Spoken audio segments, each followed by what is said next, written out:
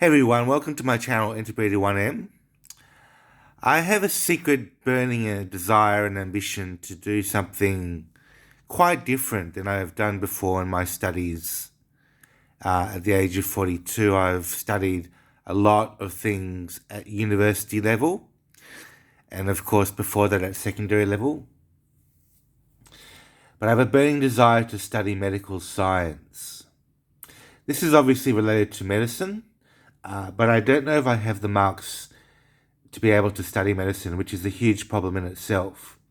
So I may choose to do medical science instead because I believe that it's the same topic and information. I believe it's somewhat the last sort of zone which I haven't studied in my life. I've studied a bit of law, I've studied other things like physics, a bit of chemistry, biology I know quite a lot of now, anatomy, human anatomy, that sort of thing, which is related to medicine, of course, but is not medicine itself. And I've been involved in psychiatric treatment for a very long number of years. And I've done maths and stats.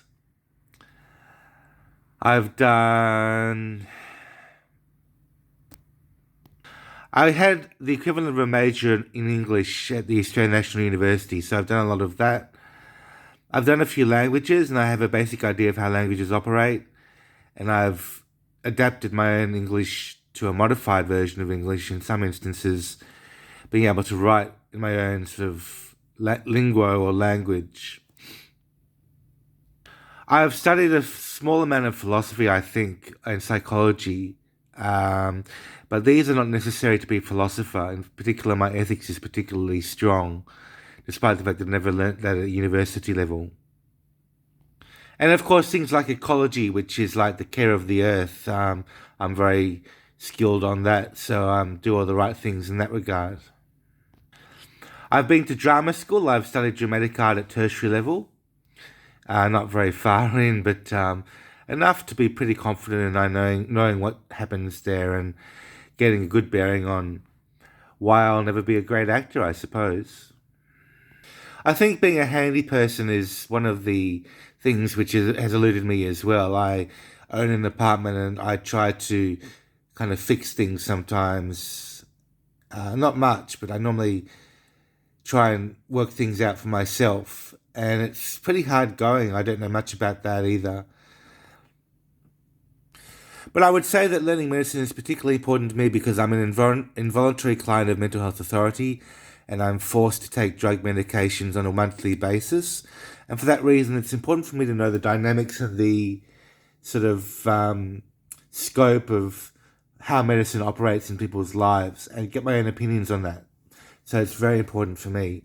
Now, I'm going to mention some areas where I've received misinformation in the past, which is very interesting for me. So the first one in dramatic art, when I was at a couple of workshops at NIDA in the turn of the century in about 1998, 1999, that sort of year, and also 2000, I was told a couple of things which really put me off, and I felt the whole culture was extremely dangerous to my self-esteem and to my sense of where I was. And it actually was the catalyst for me being diagnosed with, sort of grandiose slash paranoid behaviors, because I believed that neither were these sorts of people who were following me and pursuing me and having a perverse kind of interest in me.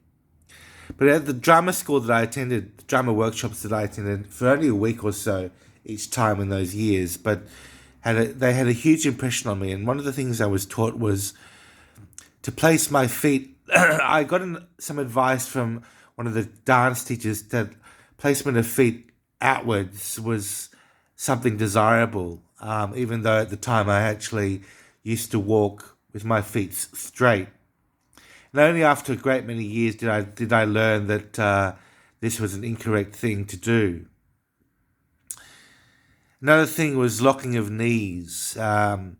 I used to not lock my knees at all. I was not self-conscious of it at all. And at the same time, when I went to drama school, I was told to lock my knees or not lock my knees, and I was very conscious of doing that or not doing that, and it put me into a fix pretty much. So that was very dangerous for me to learn that sort of information. Also, around that time when I was under the tutelage of a man named Ian Sinclair, who was actually a pretty poor role model to follow. He smoked, and he was a personality-wise, he was pretty bad character, pretty contemptuous sort of character. But I looked up to him, and I learned about things like rubbing your fingers. He said it was a cure for arthritis, which is a pretty terrible thing to say to anybody. But he advised people to rub their fingers, and someone said that actually caused arthritis rather than cured it, which I probably agree with. I don't believe in doing anything which is antagonistic towards the human condition. But I want to learn more about that in medical school, and learn how people deal with information and misinformation at medical school, because there's probably a lot of that propagating around. Other things like drinking dairy, I used to believe that drinking dairy milk was a good thing.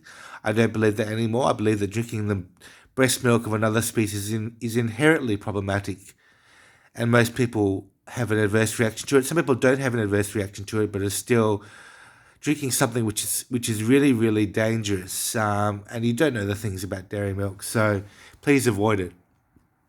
And of course, one of the things I've documented a lot on this channel is the role of mental health in the lives of everyday individuals such as myself, who claim not to have a mental illness at all or have been overdiagnosed with mental illness. Mental health clinicians know very little about the patient and don't bother to invest their time in learning about the patient's conditions and his own particular characteristics. So I've had a lot of bad dealings with mental health clinicians, and I recommend that you don't get involved with the profession at all, if at all possible. If you do get involved for reasons of necessity, it's best to do your own research for sure, and you have to learn about yourself and learn what's good for yourself before anybody else tells you what to do. So there you have it, folks. That's my opinion on medicine and how I'm going to pursue medical science in the future. And I hope to let you in on my journey as a medical science student in the future, if that turns out to be the case. So thanks for watching, and I will see you next time in another video. Bye for now.